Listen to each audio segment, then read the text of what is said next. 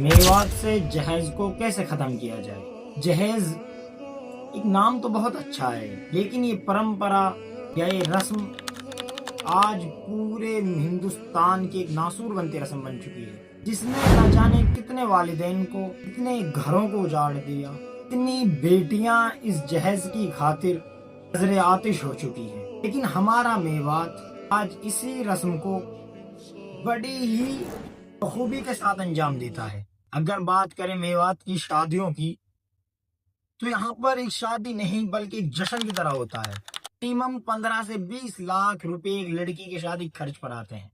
اب آپ خود یہ امیجن کریں، جب ایک والدین کے پاس 2-4 لڑکیاں ہوں تو اس کے دل پر کیا بیتتی ہے۔ اسلام نے ہمیں کیا دیا؟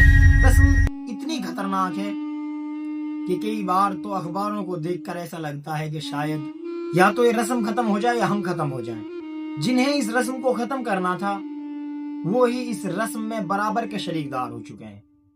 وہ خود منہ پھاڑ کر جہیز مانگتے ہیں، چاہے میوات کے عالم ہو، چاہے میوات کے پڑھا لکھا طبقہ ہو، یا میوات کے ڈاکٹر انجینئر، سب اس میں رسم میں ملوث نظر آتے ہیں۔ خاص طور سے علماء اکرام کا طبقہ، انہیں اس رسم کے خلاف آواز اٹھانی تھی، لیکن نہیں، وہ بھی صرف تماشا دیکھتے ہیں اور کچھ نہیں ہوتا اس سے زیادہ۔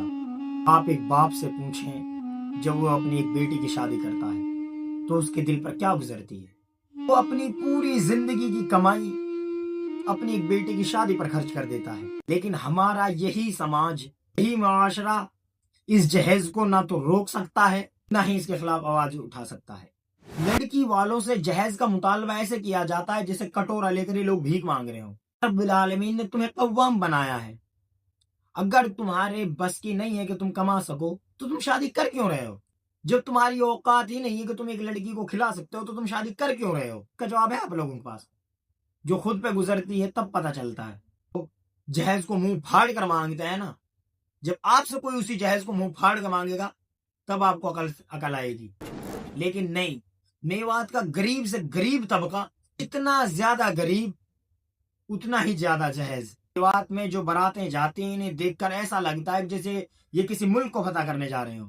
ہڑدنگ مچاتے ہوئے گاڑیوں کی چھتوں پر ایسے نکلتے ہیں جیسے آج یہ سارے ملکوں کو فتح کر لیں گے۔ تمہیں شرم نہیں آتی جب کسی لڑکی کے باپ سے کہتے ہو کہ ہمیں کریٹا چاہیے یا ہمیں گاڑ تھار چاہیے؟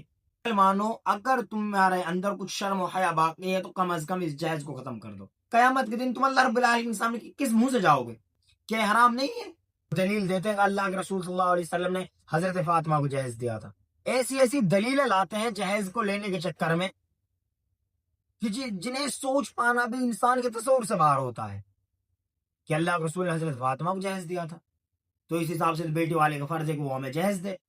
پہلی بات تو اللہ کے رسول صلی اللہ علیہ وسلم نے اپنی بیٹی کو جہیز نہیں دیا تھا، یہ میں یہیں کلیئر کر دیتا ہوں۔ پہلے دیکھا تھا کہ بازاروں میں صنم بکتے ہیں، آج کیوں شرم نہیں آتی کہ بازاروں میں ہم بکتے ہیں؟ جہیز کا خاتمہ میوات سے ہونا چاہیے، اس کے خلاف آواز اٹھانی چاہیے، لیکن نہیں، ہم اس کے خلاف آواز کیوں اٹھائیں؟ ہمیں تو جہیز ہی چاہیے نا۔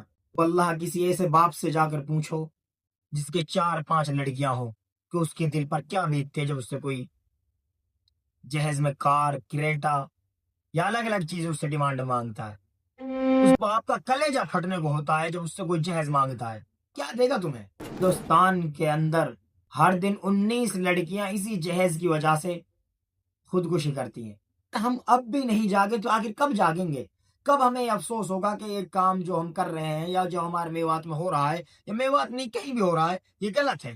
اگر آپ لوگ کم از کم لینا ہی چاہتے ہو تو بھائی ایک کام کرو نا، کٹورا لے کر مسجدوں کے سامنے بھیک مانگ لو، شاید ہو سکتا ہے اس سے آپ کا گھر چل جائے۔